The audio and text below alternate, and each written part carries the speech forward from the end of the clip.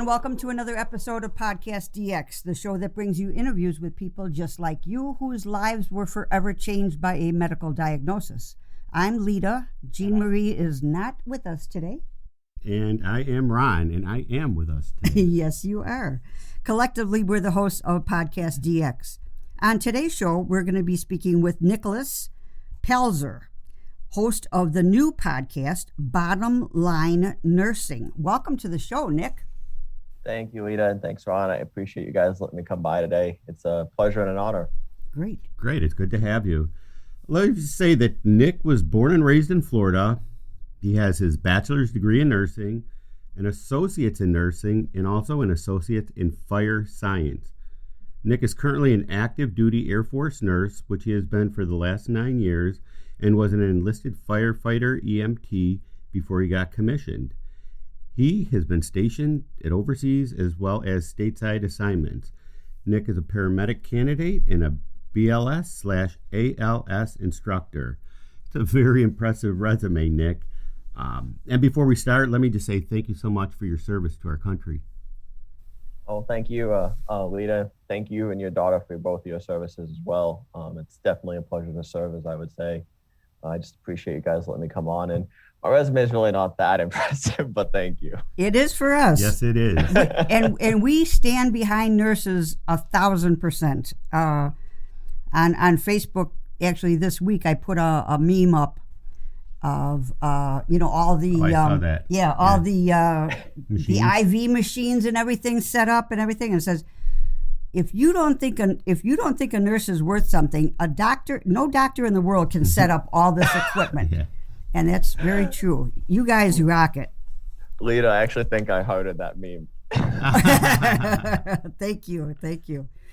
Well, Nick, I'd really like to know what inspired you to become a nurse. So that is a great question, and one I actually really like telling. I actually started out not wanting to be a nurse a long time ago. I originally was going to plan on being a pilot in the Marine Corps, every little kid's dream in life. Okay. And then through an organization that you guys may or may not have ever heard of called Civil Air Patrol, I was in that program through my youth, and I praise that organization and love it. Definitely guided me through my childhood very greatly. I met a man in that program who is still to this day a great mentor of mine. He's a unregistered nurse by trade as well, who showed me nursing. And slowly but surely, I started wanting to get into medicine. And then I started taking more classes at school, health science related classes, anatomy and physiology. And then he said, well, I guess I'm going to go be a nurse. I think this is how this should happen. And then got my EMT license, fast forwarding a couple of years without boring you guys too much. No, never boring. It's your show. Fast forwarded a little bit and got my EMT license, and then said, you know what, I'm going to leave military school because I went to Virginia Military Institute for a little while. Got my EMT license, said, you know what, we're going to go into the military because I'm going to go be a military nurse. Excellent. So Nice. Then I enlisted. Again, like Ron said, I became a firefighter first. So I did that gig for the first while of my enlistment, which is a great job. Mm-hmm. Being a fire EMT is one of the greatest gifts that I've ever had in my life, and I still miss it every day. You get to be a giant kid every day. It's great. You don't have to do the adulting, right? No, I didn't have to adult. It was great. I got to ride the big red truck like every little kid's dream every day of my life. It was great. So, through that, I then said, I'm still going to pursue nursing, started pursuing nursing prerequisites all through my enlistment, did what's called the Nursing and Enlisting Commissioning Program. And then I finally became a nurse. Excellent. And here I am. Excellent. That's great. That's a great story. Sure is. I'm curious, though, why did you start Bottom Line Nursing? Why did you start that podcast? And actually, what's it all about? So this is kind of funny, actually. You're going to laugh. First off, it's a very brand new podcast. It's got about 5 episodes. Okay. I started it predominantly because I felt like we were missing something in nursing. I feel like we need to do better in professional development amongst ourselves as a profession, which we already do good. I think we can do better. That's the Air Force talking. That's not wrong. You're right. But I actually got the privilege to meet a colleague in the military. She's also a physician who has her own podcast. Okay. And at one point we were working on, I think we were talking to college students about medicine in the military. And she was like, hey, I'd love to have you on the show and talk leadership in medical. And I'm like, sure. So I was on her show at one point, and then she's like, why don't you start your own? And I'm like, I never thought about that. Right. So 6 months later, a few legal phone calls and public affairs phone calls later to the military. Okay. I said, well, this is what we're going to do. We're going to do a nursing show. And I just want to be able to give more professional development, more knowledge, just more open talk and discussion about nursing amongst our profession. And especially coming from the military side of it, I think we can do better with talking about military nursing and military medicine too. So I use it kind of as a platform for all nurses across the board. And if for those who don't know the phrase bottom line up front, which is a military phrase, of course, BLUF, that's where the bottom line nursing part came. Gotcha. Okay. Got it. I wasn't sure if it was like a IV line or, okay. Got it. Good. Yeah. So, and then I said, okay, we're going to do professional development. We're going to talk specialties. We're going to have interviews with guests. We're going to talk pretty much anything nursing you can think of. Excellent. Most recently, I did an episode with a colleague who's a flight nurse, except we were talking about the nonprofit youth organization that she founded and started. Wow. But a lot of her interest in that started in her nursing career. Okay, great. Nice. Great. Yeah. That's great. Well, Nick, nursing is, like you said, it's a very broad field. What are some of the nursing specialties that we might come across as a patient? Oh, there are so many, Lita. I know. Actually, there are so many. I have met a flight nurse. I have Okay. met a surgical nurse. Actually, Okay. a surgical nurse is a very good friend of mine. But those are the only two nurses that I've actually met. So then what else is out there? So there literally are hundreds and hundreds of different nursing specialties. So you touched on a couple of the surgical nurse or the operating room nurses, we call them sometimes too. There's post-op care nurses and pre-op care nurses, we call them PACU, that also deal with surgery. Okay. I work on a medical surgical unit, so that's a specialty all by itself that you can specialize further in from what I currently do. You can work cardiac, so all heart-related things. You can work intensive care units, so your ICUs, which that alone branches into cardiac ICU, neuro ICU, and just goes down a rabbit hole. Wow. There's nurse anesthesia, so you can become an anesthesiologist as a nurse or a certified registered nurse anesthetist. And I probably said that wrong, but that's okay. No, that's It sounded good, so though. they're basically, so they're the nurse version of an anesthesiologist. So you can do a clinical nurse specialist, which I work for two of them right now on my unit, really great guys, which is another advanced practice nurse. But they focus predominantly on clinical teaching and working on skills and running a unit clinically. Then there's geriatrics. You can get into that kind of population. You can work on mental health nursing, which that goes into, you can become a nurse practitioner. You can become, say, a family nurse practitioner, which is something you, I, or everybody here listening would probably go see potentially at, say, an urgent care down the street because you got a really, really bad flu. Right. But Okay. Yeah. My eyes are into opening now. So really anything in the medical field, just like doctors specialize in different areas, nurses will also, right? Would that be fair? We could, yeah, reasonably so. I mean, and it also goes as far as to the point where you can get onto the leadership side of the managerial side and kind of step back from the clinical side to be a nurse manager for, say, of a unit.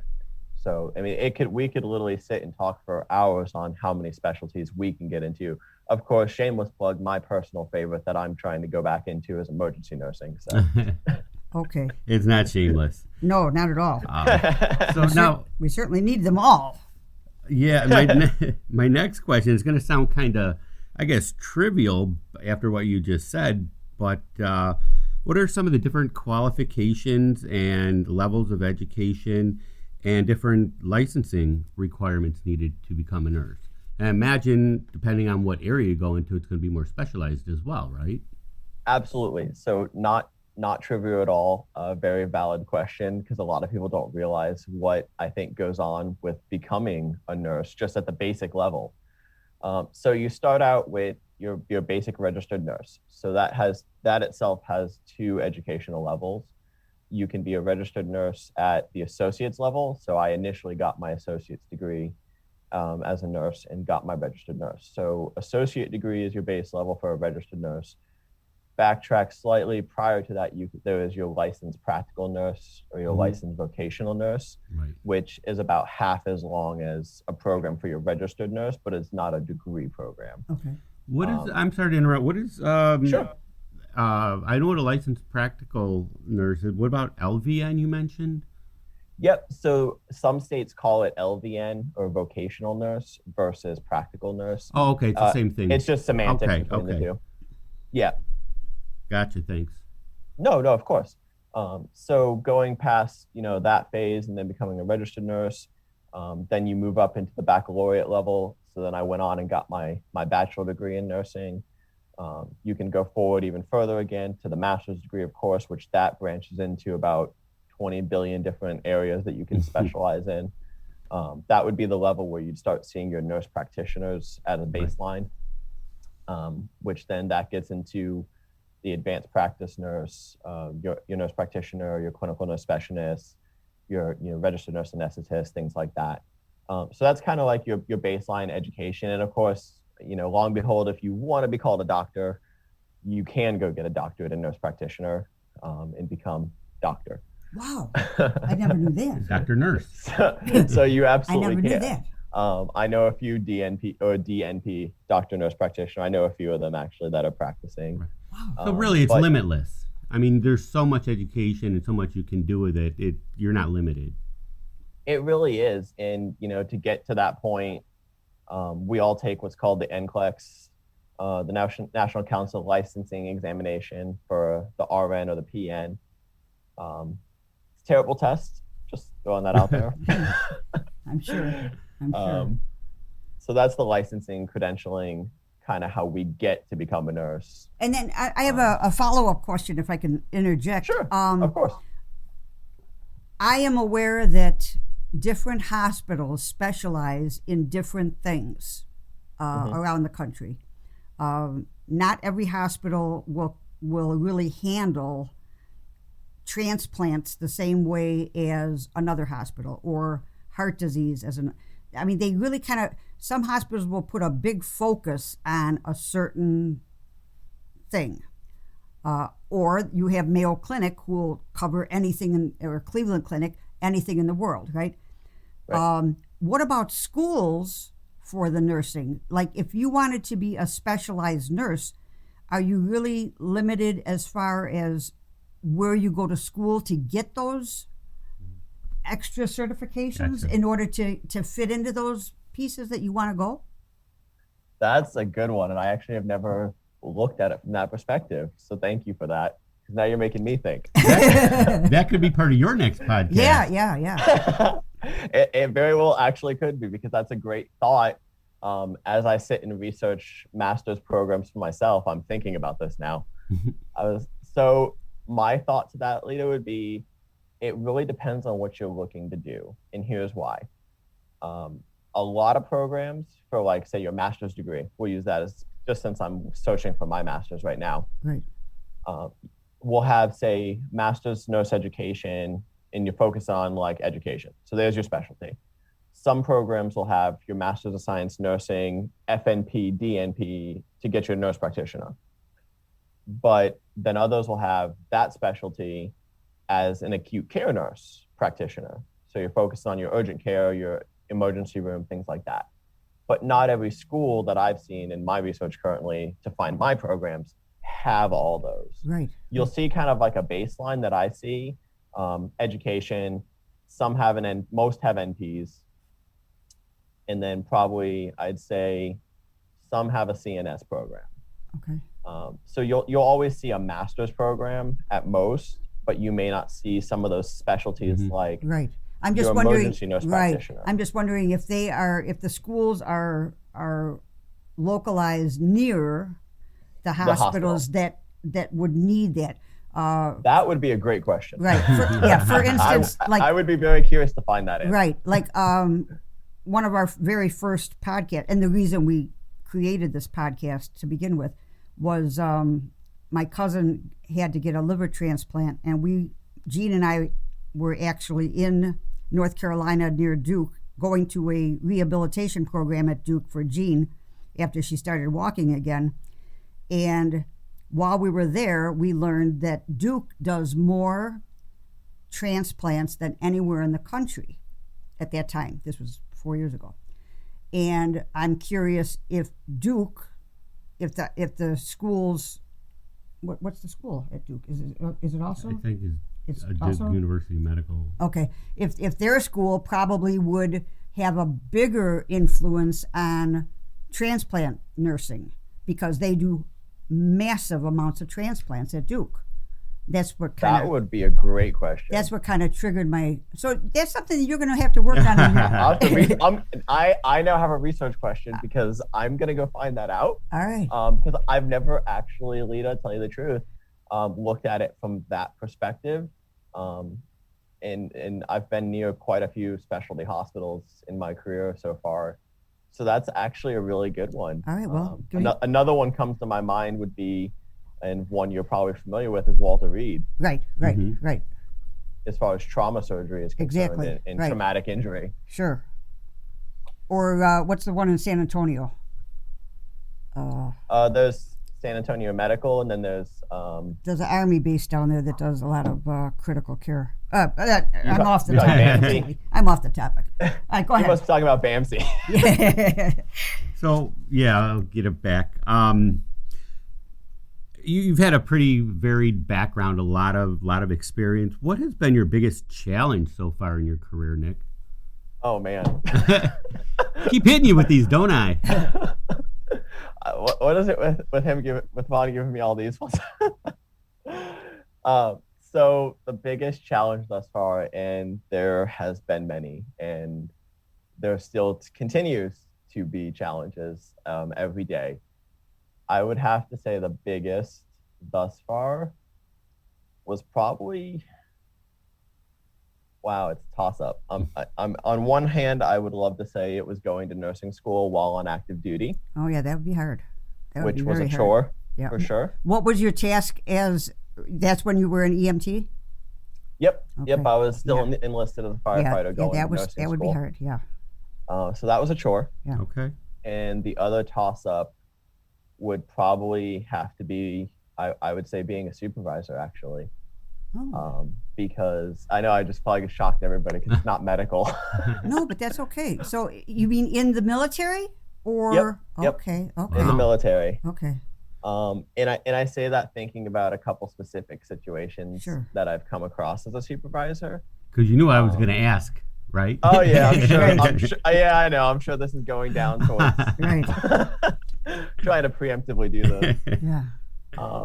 But I would say it probably, some of the biggest challenges I faced was being, a young non-commissioned officer, as an E5 staff sergeant in the Air Force, and having to be a supervisor of, some of these really young 18, 17, 18, 19, depending on the year, airmen coming in, or troops, as I call them my troops, and almost in adapting them to the military life and this, that, and the other. But where it got really challenging for me was then you have to adapt to knowing how to deal with their lives. Yes. And it kind of tied to nursing for me a little bit because I was going through school and I had my LPN at the time. I had a young troop come to me with thoughts of self-harm. And, that definitely was a challenge to kind of navigate that in my own headspace. But also, what am I supposed to do here? How am I supposed to take care of him? So I honestly thought part of that being a supervisor and the things that come up with that kind of life tied well as a nurse for me, but also it was definitely some of the biggest challenges in my career versus the trivial, me going to nursing school, my career goals and aspirations and this, that, and the other. It's nonsense. I cared more about the challenges that came up in my career with dealing with the people that I was charged with. I can understand that. Understood, absolutely. So here's a little easier question, I guess. With everything, no easy question. No, I promise. With everything that you have going on, what helps you find a nice work-life balance? I get asked this one a lot, and my wife tells me a lot, is there's only 24 hours a day. I get told that a lot. For me, I spend a lot of time doing physical training, going to the gym, going for runs, going on hikes, going running, you name it, I probably do it. I like going skydiving to relax too. It's always fun. Look at Lita. Skydiving to relax. Oh my God. Yeah, the look on Lita's face. Oh my God. Okay, listen, folks. You would never find me in a parachute unless the plane is going down. Oh, come on, Lita. You know you want to go back to Bragg. Oh, never, ever, never. No. But so finding that balance is definitely a challenge for me because I do think there's more than 24 hours in the day. Well, Ron and I are both recreational therapists, so we try to incorporate that question so that we can show people that there are things that you can do to help balance your life, and typically typically people will come up with something. Now, if I were you and I was in Florida, I'd be fishing every single minute of the day. And if I were you when I were in Florida, I'd be scuba diving every single day. Yes. So if I still lived in Florida, I love both of those hobbies actually because I do both of them. Okay. Nice. If I was still living in Florida, absolutely, I would go diving or surfing. Okay. Yeah, I could never be a diver because I love to fish. I'd be down there. I'd be like, wait, I don't have my pole. No, you'd be down there looking at him and saying, I'm going to have you for dinner tonight. Yeah, that could be. Later, that's when you take spearfishing up. There you go. All right. All right. Problem solved. Win-win. Nick, what role have your family and friends played in your career? Oh, the biggest. Absolutely the biggest. Nice. I would not be where I sit today. The Nick you see in front of you was not the Nick 10 years ago, I promise. I joke with people at work all the time. They're like, oh, you're so successful. You've done this, done that. And I'm like, nope. Friends and family got me here. Trust me. Yeah. Okay. So they absolutely have played the biggest role in my career, though. All joking aside. Good. No, I mean, we that's a common response from a lot of our guests, and you got to have the backing and support. It's very good to have it, but there are some that don't, and that's a rough thing to hear. Right. So we're glad that your family and friends were 100% behind you. Yes. Oh, absolutely. And such as a quick example of how much of a role is my wife is also a nurse as well. We both do nursing together. She was one semester behind me in nursing school. Okay. So if you can picture the husband and wife tag team going through nursing school and just pushing each other at school all day. Mm-hmm. Is she also military? She was. She's not anymore now. Okay. She's actually she does civilian nursing now, which she loves probably a little bit more, honestly. Wait a minute. If she was a semester behind you, she would be able to get all the answers from you. Yeah. Common misperception. Everybody thought that. I'm just kidding. But really not. No, that's good to have that kind of support. Right. How did your military service help prepare you for your career in healthcare? So I think a lot of it honestly ties pretty well together, especially now that I'm a nursing officer. I have to balance the two hats, which a lot of people think, oh, we're one or the other, but we're really not. Okay. So I think the time in the service definitely gets you set up for healthcare with prioritization for one, which is something we use in nursing a lot. It definitely helps with the teamwork side of it. because obviously, as a lot of people realize, we all say nursing is a team sport, because it really is a team sport, promise. But the service is no different. And I'm sure Lita can attest to this. If you don't have your teammates left and right of you, downrange or, in garrison, if you don't have your team with you, something ain't going to go right. There's just no doubt about it. And you're not going to get what needs to get accomplished. So in healthcare, it's no different. Gotcha. My medical technicians that are awesome, they're EMTs or LPNs. I work with both right now. If I don't have them as my teammate caring for our patient, it's going to be a really bad day because I'm only one person. And the nurse, for me, on my side, I have certain responsibilities and tasks and things that have to get accomplished as the nurse that my technician can't do. So if I don't have a good teammate technician with me that day, to take care of our patient, one, I'm either going to be running around like a chicken with my head cut off really desperately, or two, something's going to get missed and then I'm going to get, give bad care. And that's obviously something I don't want to do ever for my patients. So sure. Teamwork, absolutely. The military couldn't prepare you more for it, honestly. Okay. Good point. Great point. Excuse me. My niece, Vanessa, recently graduated from her nursing program this year. What tips and advice do you have for her and all the other new graduating nurses this year? Learn as much as you can. Now that they're graduated, learn from... Yes. So now that they're graduated, the learning is actually going to start, is what I tell new nurses. Okay. And the reason being is because in school, you learn all the baseline knowledge, you learn all the baseline skills, X, Y, and Z, you cover all the basics. And then we come into the real world. Right. And we're out of that school world, which, don't get me wrong, school world is great because it's controlled, it's clean, you have all the things to balance out things, and there's no liability attached to it. Now you're in the real world, and you're going to learn how to really take all that baseline and utilize it yourself in the real world.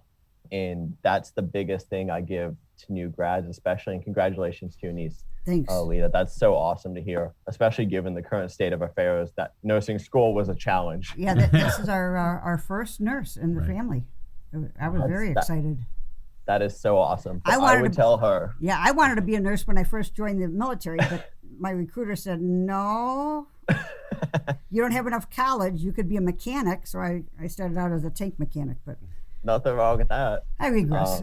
But I would definitely tell her now that she's out of school, it's learn as much as you can. Just be a sponge and take that time when she's precepting and when she hears this, she'll know what I'm meaning. And on orientation, and just learn as much as she can and just start putting into practice what she knows, but also thinking outside of the box of that textbook, that school test world where everything's perfect. Right. Because in case you don't know, in test world, everything is perfect in nursing school.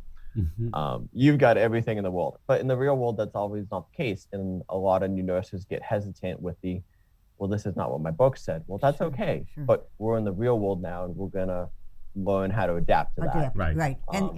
And the military probably helped her. It's a baseline, college. I mean, it gives you a beginning, but again, every situation, everything is, like Nick's saying, it's real world. It's not what's in the textbook. Right. But you do need the textbook stuff to have that absolutely foundation. Yeah. That's the word I was looking for, was foundation. Right. Yeah. So what advice would you have for people starting in a nursing program, or those who are wanting or thinking about going into healthcare? Prioritization is key. Okay. And I say that in the respect of nursing school is very challenging. It is also very, very busy. Through my associate program, I was in classroom or clinical 4 to 5 days a week, minimum. And that's 2-hour lectures on the low end, 3 on a bad day, and 8-hour clinical days twice a week. Oh, so 4 to 5 days a week, I was actively engaged on campus or at a clinical site. Okay. So make sure that you are organized. Yep, organized, life balance, prioritization as far as prepared. What has to get accomplished, mental preparation for sure. Yeah. Right. Good. It really, it's you have to be ready for it. Good tips for success. Good. Okay. Good tips. Nick, what can we expect to hear on the Bottom Line Nursing podcast this year? What's next on your agenda? So I've got a couple of things that I'm starting to work with some different people right now. The biggest thing that's going to come, I think, soon is we're going to start transitioning to a lot of the specialties that I wanted to touch on, like we kind of talked about earlier. I'm going to have a lot of specialty practitioners of different varying specialties come on to talk about their specialties, because a lot of people don't realize how many there are, is kind of what we were talking about earlier too, Mm-hmm. and how to get to those specialties. And that's where I think that knowledge gap is that I was referencing earlier, is some people are just not sure the roadmap to get to these certain things. So we're going to ask the people who got there and say, how the heck did you do it? Right. Good. And I want people to learn that. Good. One of the big things that I'm going to do, and I'll let the cat out of the bag for you guys ahead of time for my viewers, because I haven't told them yet, is I'm going to do an entire probably subspecialty series on how to become an Air Force nurse. Oh, okay. Good. Excellent. Because a lot of people don't know that either. Sure. Absolutely. That's great And advice. for you, Lita, and my Army friends, Yeah. I'm going to tie that in with, kind of how to become a military nurse. Right. Excellent. Oh, that's fantastic. I love that.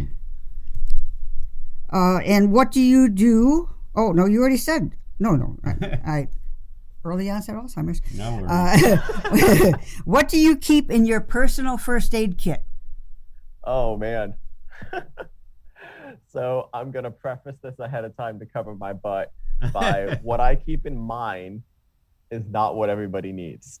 Okay. I'm sure it's not some small little... Is yours like, the size of a duffel suitcase? bag, a backpack? Yeah. So ironically, mine is actually probably a small duffel bag, as I would say it. Yeah, I would picture that. I call it we call it a jump trauma bag in the fire service.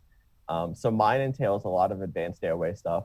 So I keep airway adjuncts and things like that to open people's airways, whether it be through the nose or through the mouth. I also keep some surgical tools such as a scalpel and a few tubes in place in case someone would need a surgical airway.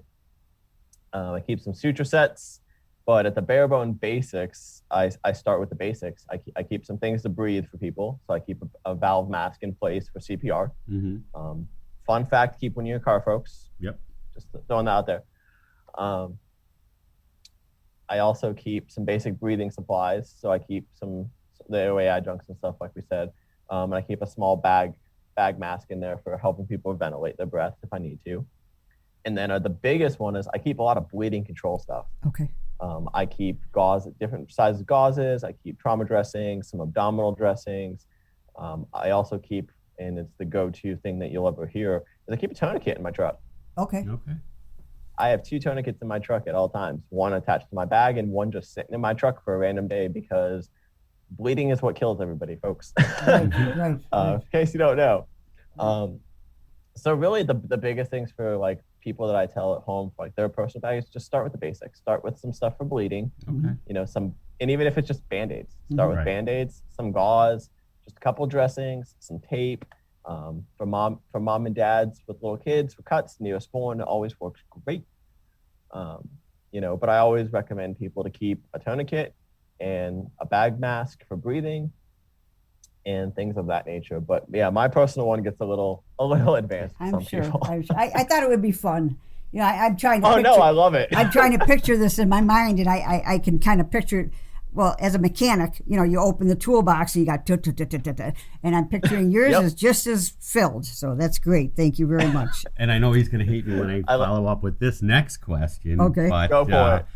If your first aid kit is the size of a duffel bag, what do you bring with you when you go on a medical appointment as a patient?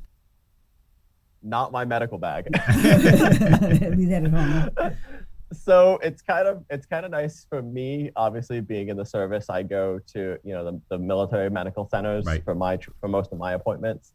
I actually currently only have to bring my ID card, which is kind of nice. All right. And because everything's electronic. Yeah. Okay. All right. Good.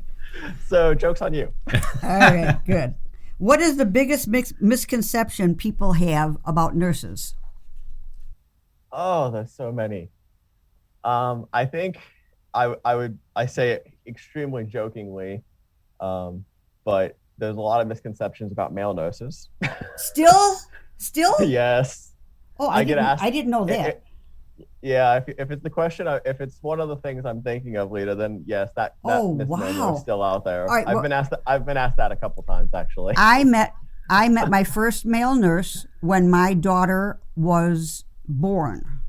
So 40, I don't know, God, a long time ago.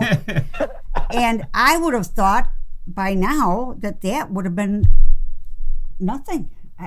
It still is. It's better. Wow. It's better. I will say it's better. I work with a lot of male nurses, and I would possibly chalk that up to a bias about the fact that I work in the military setting. So we have just predominantly naturally more males. Sure. But we'll say I've been asked some interesting questions from patients about being a male nurse. But in general, misconceptions about nurses, I think a lot of it honestly boils down to a lack of knowledge, or the misconception of what we really do, or what nurses can and cannot do, which I think is a big misconception too, because there's a lot of nurses who you get you're just the nurse, you're not the doctor. Well, arguably that nurse can probably do a lot of things the doctor can't. Right. Or won't. Or won't, for that matter, but the nurses will. And probably saved a little money from medical school. I mean, really, that's the best thing in the world. It's like I don't have to pay the med school bills, but I get to do a lot of cool stuff. Right. So I think there's still misconceptions, I think, across the board. I think, unfortunately, the current state of affairs over the last year probably helped dispel a lot of that the just nurse thing kind of is hopefully a thing of the past, knock on wood. I'm trying to picture in my mind, I watch Grey's Anatomy. Oh, God. I know. Okay, I'm addicted. But I'm trying to picture, there are male nurses, but are there other programs, are there other TV shows, movies, etc., that will raise male nursing to a level that will help advance the career? That would be really curious, and I'll preface that by I watch Grey's too, shamelessly. Don't worry, okay, it's hilarious. Good. I absolutely do. I got a little upset a while back about it. But wait! Don't say anything, because I did not watch the last season yet. Neither did I. Okay, I started over again. I don't see this on the script. It's not. I'm not. I'm running. I'm going through reruns, and I'm up to season 10 right now, and I'm not going to watch the last season until I go through it this last time. But okay, there is a couple of shows that are taped here in Chicago. Chicago Fire, Chicago Med, right? Yeah. And I'm just curious if I should maybe write a letter to them. Maybe. And say, if you're not already doing it, could you help male nursing by giving them I guess I should watch the show first before I tell them what to do. I mean, it's the stereotype, but I mean, in my job, I've been there 20 plus years. We run 3 shifts of nurses, and 20 plus years we've had 1 male nurse. But we're not near a military base. Chicago doesn't have Great Lakes, but that's it. Ironically, you're not too far from where I'm stationed, so that's kind of fun. Where are you? I'm stationed in Dayton, Ohio. Oh, okay. I think if you're closer to a military base, you will see more male nurses. I would say 100%. As far as the shows are concerned, I think they could do a better job of bringing up males. Grey's has a few. I actually, now that I think about it, I haven't seen 1 male nurse on Chicago Med. Okay. Now that I think about it, so please write that. I think I will. I haven't watched the show, even though it's taped right here in our city. I don't know. I get too scrambled with shows. I mean, I think, and it's sad, and if you guys feel the urge that this needs to be pulled out later, by all means, take it out. But the biggest, I think, male misconception is, how many times do I have to get asked how my husband's doing before they realize I'm married to my wife? Oh, wow. Wow. That's another misconception. I've gotten that one a few times. But again, I say it jokingly because I think it's hilarious, but it is a big misconception amongst male nurses. That's a shame. Wow. Yes, that's a shame. Yes, it is. All right. Who's got the next one? Gene, but so I guess it's Gene, you. get up out of bed. I feel bad because I took everybody down a really dark rabbit hole. No, that's okay. No, that's all right. no. I mean, we do like to have fun on the show. I mean, obviously serious topics, but if we can make it a little lighthearted, we try to enjoy ourselves a little bit and hopefully have our guests enjoy themselves. And you seem like you're having a pretty good time. Yeah. Okay. Well, all the episodes I've listened to, you guys seemed like you've had a great time. So yeah, we do. We do. I tell you, being with these two it's worth the price of admission. I tell them they should take it on the road because they've got such a good show. Ron really gives us a dig quite a bit. All right. Oh, geez. Gene was going to ask you, let's say I'm in a hospital, and this is going to sound weird, but when should I push the call button? I always feel guilty asking for anything like help to the bathroom, help with my food, help getting dressed, more ice, more water. When do you push the call button? The correct answer is anytime you need your nurse. Okay. However, I actually think this is kind of a cool question and give Jane my thanks for putting this one on here because I really do, and I hope she feels better. I do, Lita. Thanks. This is actually kind of cool for me because I'm thinking about we call it call bell fatigue in the nursing profession because it's a real thing. I promise. 100%. I'm sure. I have gone to sleep with call bells ringing in my head before. But it is a real thing because I actually have had patients who have told me they felt guilty about calling. But then when I go see them and, ask them, this, that, or the other, how's your pain? How's your breathing? Important things, no big deal. And then something's wrong, but they said they felt guilty about calling me. And then it unfortunately turned into like a care issue that I had to deal with and make sure that they were okay. So I always tell people, I'm like, you absolutely call me if you need me. I will never get mad with you for calling me when you need me, but I would just graciously ask people when they're in the hospital in that kind of setting, please remember, don't abuse the system. I don't abuse it. And I tell my patients, you're my only patient as far as you're concerned, because I get I'm sorry I called you again, blah, blah, blah. I know you're busy, which I appreciate the fact that they're thinking about that. But, my job is to be a nurse. It's not like I'm going to go anywhere. I'm not going to leave. I tell them, don't feel guilty about it. You're my only patient. When in reality, I have 5 others. Right. So I would ask that, people just try to keep in mind if they're in the hospital, when they're in the hospital, or when you're with family in the hospital, that nurses and staff really are running all the time. Mm-hmm. There isn't a shift where I'm not bouncing from one room to the next, to the next, to the next. 90% of my shift. So while we absolutely want you to call us, try to just have some extra patience when you can, if it's not something that's a life-threatening issue. Sure. Say, you need more ice or water. Well, unless that is absolutely going to kill you that second, which 9 times out of 10 it's not, try to be patient if you call and it takes a few extra minutes, maybe 2 or 3, because I've had people snap at me over 2 minutes to get to their room. Yeah. Which, believe me, we try to get really fast to rooms. We really do. But I would just say it's not weird at all. Don't feel guilty because that's what we're here for. And sometimes it can actually turn into an issue medically for somebody if you don't call me sooner than later. It's something you may not be thinking about, but I am. Right. It brings me back to an event that happened to me probably 40 years ago. I was in the hospital and I pushed the call button because I felt like I could not breathe. I was like consciously thinking, well, obviously you're breathing because you're alive. And I'm trying to concentrate on my breathing. I'm trying to figure out what is wrong with me. I could tell that something was wrong, but I couldn't tell what it was. So I pushed the call button and nobody came. And I'm looking at the clock. We didn't have cell phones back then. I'm looking at the clock. I'm thinking, oh my God, it's taking forever. And maybe I was panicking. So I called my doctor from the phone in the hospital. I called my doctor at home. And I said, I can't breathe. He said, you're in the hospital. I said, I know, I can't breathe. He said, Lita, you're breathing. I said, I feel like and what it turned out to be was my blood pressure had dropped so low that everything was kind of slowed down from a medicine that they had given me. Maybe it was morphine or something. But I felt really like I was dying. And I didn't know what to do because the nurse wasn't coming. And I almost felt like a lead weight, like I couldn't move, I couldn't do anything. So the doctor called the hospital, and the hospital called the nurse, and the nurse came in.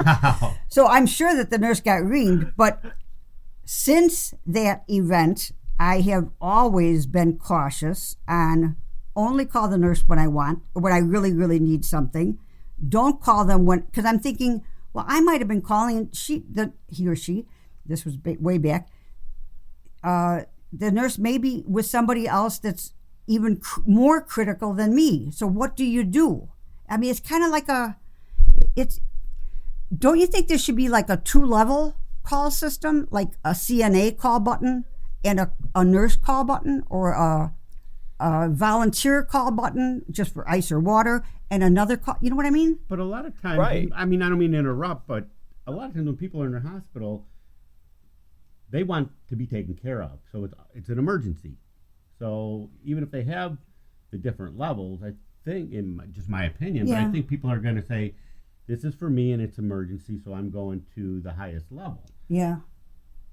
They're both 100% valid points. And Lita, let me just say, as a nurse, I'm sorry that you had to experience that, because I don't agree with how that happened personally. Obviously, I wasn't there, so I can't speak to the nurse's mindset that evening. But what I will say is things have gotten a little better, I think, over the years in time and technology. So our call bell system is actually like a microphone system on a phone. Oh, okay. So when they call me, I can actually, speak to them and say, that's true. That's true. Whoever, what do you need? Right. That's true. If the words coming out of your mouth to me on the phone are, I'm having trouble breathing, trust me, I'm going to come to your room really fast. Right. There's somebody going to walk into that door in about 2 seconds flat. Right. So I think that's helped a lot, because, the older call bell systems, you couldn't talk. It was just push button, beep, beep goes off. Right. Yeah, right. That's what we use. Now it's both. So when our call bell goes off, I get to pick up a phone. I can see which room it is already. So if it's one of the rooms that I'm, taking care of that evening, I already know who it is. And then they can actually verbally tell me, or attempt to tell me, it depends on the day. Sure. What is going on. Okay. Which helps us assess. I won't say it helps us assess how quickly I need to get there, but it assesses the urgency of, oh, it's just water, we'll be there in a second, not a big deal, no one's going to die over it. Or it's, Lita, yourself, that situation, which you probably got some pain medication that probably dropped your blood pressure, is my guess. Yeah, and I have low blood pressure anyway, so that it probably just put me over the edge. All right, well, thank you. Sorry, I didn't mean to go down another rabbit hole. No, but it's definitely, I think it's a valid thing, because you're right, Lita. There are times where, and again, I won't speak for every nurse in the country, but like every profession, we do have bad apples. Right. Sure. I won't sugarcoat that. There are absolutely, we have bad apples who sometimes the compassion and empathy that should be there may not be to the level it is. And I won't say that I am the perfect compassionate, empathetic nurse, because believe me, there was a lot of times at the nurse station where there are things that come out of my mouth about some patients that aren't exactly compassionate or empathetic. But you're human. And you're dealing with that stuff on a daily basis. And the only way you're going to be able to survive mentally is to be able to distance yourself from that every so often. So we understand that. Don't worry about that. Don't take that personally. No, it's. I try not to, but I just, it's one of the things that I as a nurse, I think giving the best care we can. And again, that's kind of why, back to the starting the podcast, for me, bottom line, it's just wanting to get out more about our profession in the big picture for everybody, not just nurses, but everybody in general, which is why I was so excited when you guys said, hey, can you come on? I was like, sure, absolutely, I'll come on. Very cool. Great. Yeah, it's been great having you on. The information that you've given has just been amazing and very pleasant to talk with and have the conversation with. We thank you, and also for your service to the country, like I said at the beginning. is there anything that you would like to leave us with at this time? I really first just want to say thank you guys for doing what you do with PodcastDX, because I've actually learned so much about different disease processes listening to you guys. So it's actually helped better me as a nurse too. Love it. Because there's some of the random ones on there, and I'm like, what is that? Right. We say that we say that too when we're doing the research. We're like, I've never heard of that. I mean, first, really just thank you guys for doing that, because it's definitely, I will say, been educational for me. Even just the short snippets about, hey, this, that, or the other. Oh, that's what that is. That's what that patient goes through. This is what I should look for. Right. Helps me as a nurse get better at what we do and teach other nurses too. Love it. But, really just thank you guys. It's been a pleasure. Whoever is listening, if you ever, want to learn more about nursing, 1, check out the podcast. 2, you guys can feel free to put them in touch with me however you all want. I have no problems about nursing school, military time, firefighting time, EMT time, paramedic time. I love trying to bring more people into our profession, because it's an awesome profession, and it's probably the best joy of my life to do. So Great. I can't say that enough, and just thank you guys so much. It's been so much fun. Great. Well, we're going to put links for your show on our webpage. For each guest, we build a page, and we'll put links, for that guest. So we'll definitely have links for your Bottom Line Nursing podcast on there. And if our listeners have any questions or comments related to today's show, they can contact us at podcastdx@yahoo.com, through our website, podcastdx.com, on Facebook, Twitter, Pinterest, or Instagram. And also, we are currently looking for guests to interview in September of this year. So, if you'd like to be a guest on a future episode, please follow the link on our website and schedule an interview with us. And if you have a moment to spare, please give us a review on wherever you get your podcast. As always, please keep in mind that this podcast is not intended to be a substitute for professional medical advice, diagnosis, or treatment. Always keep the advice of your physician or other qualified healthcare provider top of the line. And any questions that you may have regarding a medical condition or treatment before undertaking a new healthcare regime, never disregard professional medical advice or delay in seeking it because of something you've heard on this podcast. Till next week.